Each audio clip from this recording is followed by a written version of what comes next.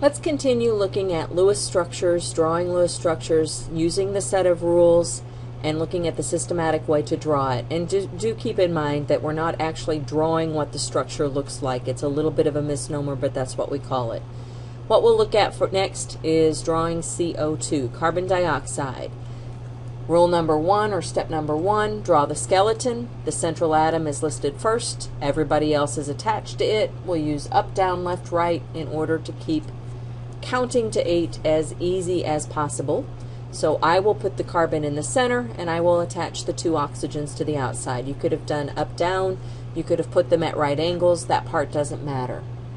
Step number 2, count your valence electrons, tabulate all of them, and I'll go ahead and remind you, step number 3 is to add the remaining electrons, starting with the outside atoms first in lone pairs. Do not try double and triple bonds yet. So here we go. Carbon is in group 4A and has 4 valence electrons. Oxygen is in group 6A and has 6 valence electrons. Don't forget that there are 2 oxygens. We can see that by looking over here at our partial periodic table to get quickly how many valence electrons there are. 6 times 2 is 12. 12 plus 4 is 16. If you need to use a calculator to count up your valence electrons, please do that. You would hate to miss the problem simply because you did your math off a little bit. And you always want to double check my math as I'm doing it as well. So 16 electrons is what we'll add. Step number 3 is to start with the outside atoms first. That would be the oxygens. We're going to add the remaining electrons in pairs until our picture shows 16 electrons. I'll add them in green. We have already added 2, 4 electrons for our bonds, so I'll go 6, 8, 10, 12, 14, 16. Do you see what I did there? That is step number 3. I added the remaining electrons to get up to 16 after I counted the ones in the bonds. I added them to the outside atoms first in lone pairs using the up, down, left, right scheme until I got to 16. I am working my way toward the central atom, but I didn't get there. And just to remind you, in step number 3, if you satisfy all the octets, stop. But we didn't satisfy all the octets. Carbon does not have an octet yet. If you run out of electrons before everybody has an octet, proceed to step 4. That's where we are. If and only if you run out of electrons before all atoms have an octet, you're going to try double bonds and then triple bonds. Just to remind you how we do that, erasers are your friend. We will erase a pair of electrons from an outside atom and put them into the bond. So I erased that top pair and made a double bond. Notice that oxygen still has 8. Carbon now has more than he had, but he still doesn't have 8. Now at this point I could make a triple bond with this oxygen, or I could make a double bond with this oxygen. And the correct structure, the correct Lewis structure, is to make a double bond with the other oxygen. Now one way to remember it is, in general, if you can make everybody happy with just double bonds, you should. That's sort of a fudge on the rules because it doesn't work all the time, but it works most of the time, and it especially works this time.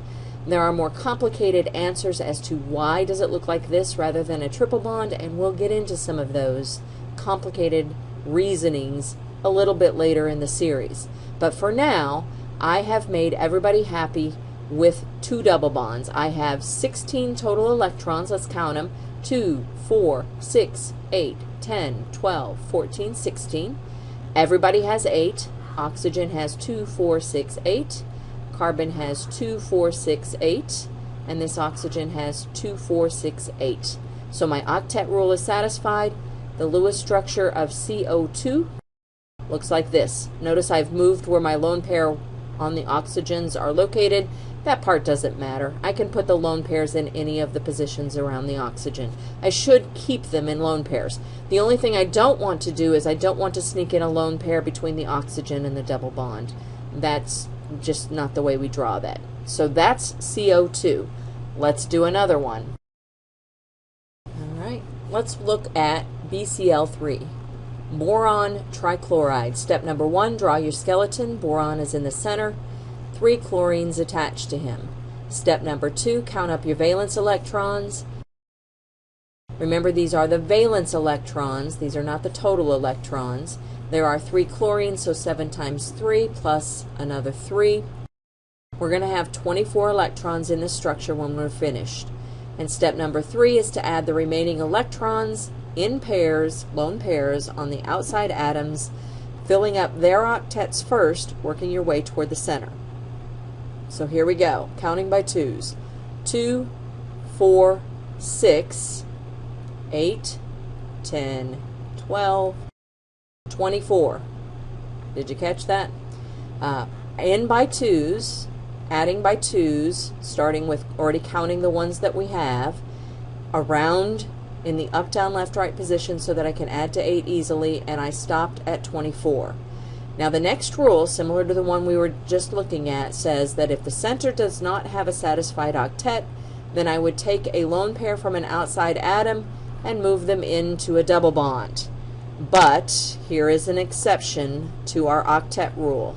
Boron is an exception.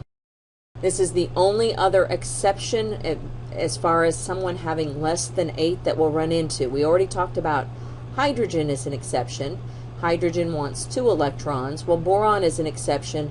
Boron is perfectly happy with 6 electrons. Part of the reason is to give him 8, you have to actually give him a whole lot of electrons. He only starts with 3 for him to have 8. But in this case, we just leave him with the 2, 4, 6 electrons that he has based on those single bonds, and he's happy. We don't have to make a double bond. So this would be the complete Lewis structure for BCl3. I would have 3 single bonds around the boron, and I would have lone pairs on my chlorine to give the chlorines each 8. There are times that boron will take on 8, but this, in general, in most of our examples, he's only going to have 6, and we don't see him very often. Let's try another one. Let's look at NO2- for our next example. Step number 1, draw your skeleton, nitrogen in the center, 2 oxygens attached. Also recall with the polyatomic ion, it is customary to put it in brackets and show the charge on the brackets. Step number 2, count your valence electrons. Nitrogen is in group 5A, oxygen is in group 6A, and there are 2 of them. And don't forget that for a negative charge, you add 1 electron. If it's a positive charge, you take an electron away. If it's a negative charge, you add electrons. If it's a +2, you take 2 electrons away. If it's a -3, you add 3 electrons, etc. And then you add up all together. We're going to have 18 electrons when this structure is done. Step number 3, we're going to add these 18 electrons to the structure. Notice that we've already added 2, 4. We'll start with the outside atoms and work our way toward the center. So here we go. 2, 4, 6, 8. This pair makes 16, and so at this point I will head toward the central atom.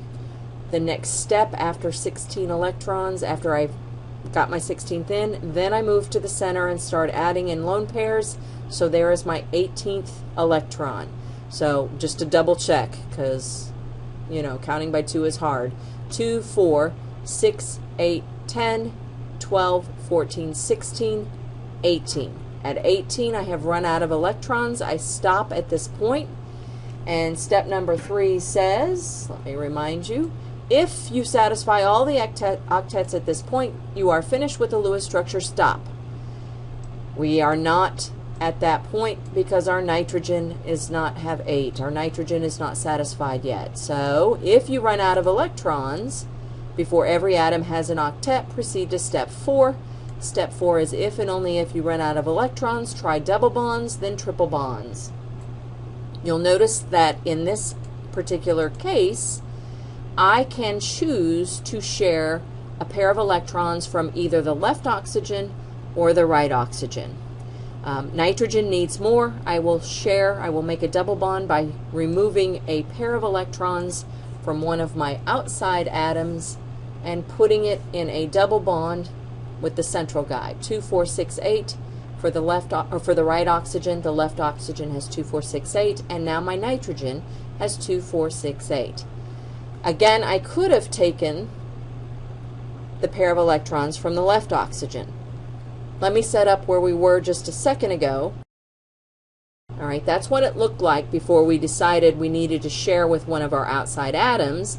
And instead of pulling from the right oxygen, I could have pulled from the left oxygen to make that double bond. The reality is these two images, these two pictures represent exactly the same thing. But also the reality is that both of the pictures suggest a double bond or a bond order of 2 between the nitrogen and one of the oxygens, and a single bond or a bond order of 1 between the nitrogen and the other oxygen. It just depends on whether or not you're looking to the left or the right in these two pictures.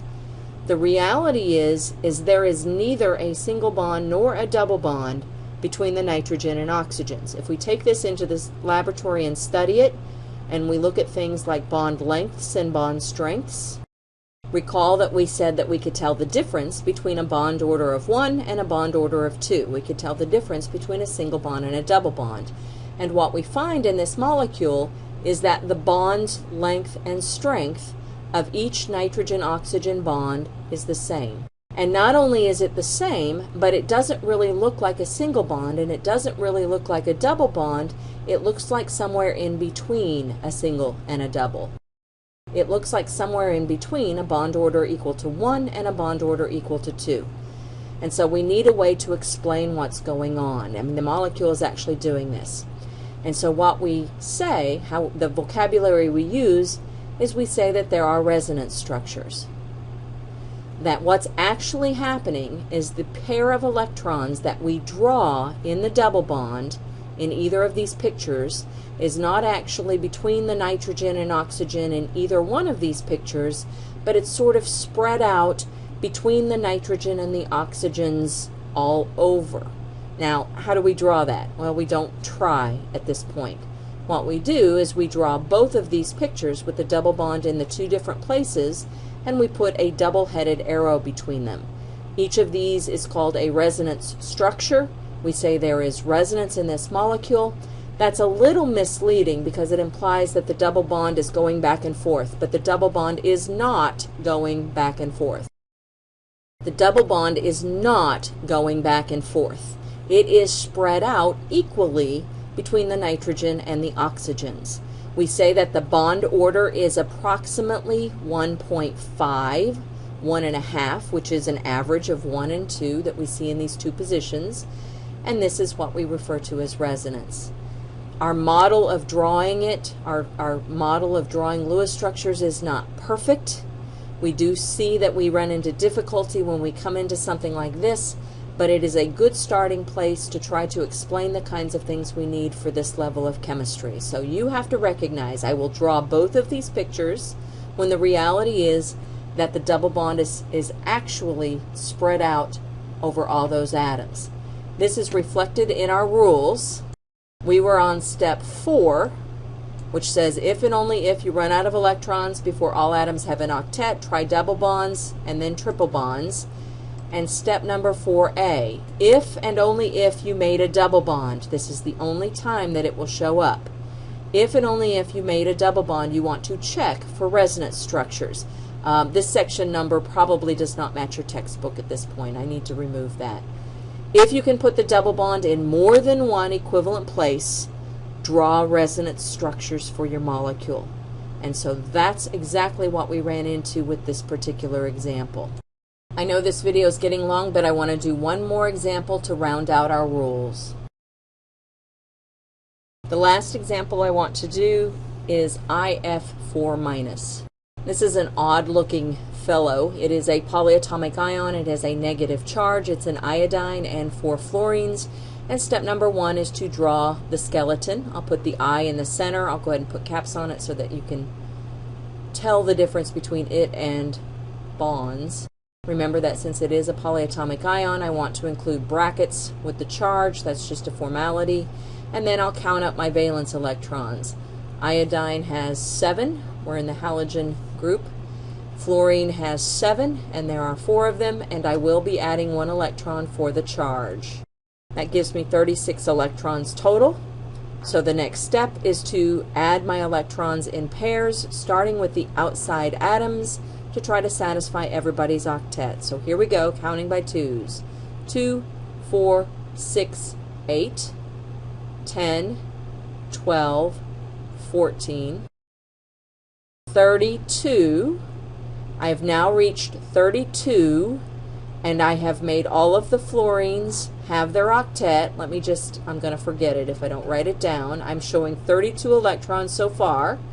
At this point in the rules, I would move to the central atom, but notice he already has an octet. So I am to my next rule. But we were up at step 3. We were adding the remaining electrons to the outside. Don't make any double or triple. If you satisfy all the octets, you're finished. Well, we've satisfied all the octets, but we've still got electrons. We didn't run out of electrons, so we don't go to this step. We have extra electrons. If you have extra electrons, once everyone has an octet, proceed to step 5. And step 5 is if and only if you have leftover electrons after step 3, we do what's called expanding the octet of the central atom. The central atom is iodine. Iodine wants 8 because that makes it look like xenon. But iodine is down here in the periodic table where we have some d orbitals floating around. We have d orbitals. Iodine actually has electrons in d orbitals, but iodine also has some empty d orbitals that it hasn't filled yet. Its valence level, if I find iodine on the periodic table, he is in row number 5. I haven't included it on this periodic table, but this is row number 5, so he's in the 5th valence shell. He has electrons in 5 s's and 5 p's, and that gives him 8. He's got some electrons in 4 d's as well, but he has empty 5d orbitals. In his 5th row, his valence level, he's using up his s's and his p's to get to 8, but he's not using his d orbitals. But he could. So we say that iodine can hold more than 8. He can have what's known as an expanded octet because he has empty d orbitals on his valence level. Everyone on the periodic table that is the 3rd row or lower, this is the 3rd row, this is the 4th row, and then iodine's on the 5th row. Everyone on the periodic table that's on the 3rd row or down on the periodic table has empty d orbitals on his valence level. Chlorine, for example, has empty d orbitals on the 3rd level. He hasn't filled any of his 3d's yet. He's only filled 3 s's and 3 p's. Bromine would have empty d orbitals on the 4th level. He's filled 3 d's, but he hasn't filled 4 d's. And so the rule is, I have added 32. I've got to go to 36. It's a good thing I wrote that. And so I expand iodine's octet by adding lone pairs to him.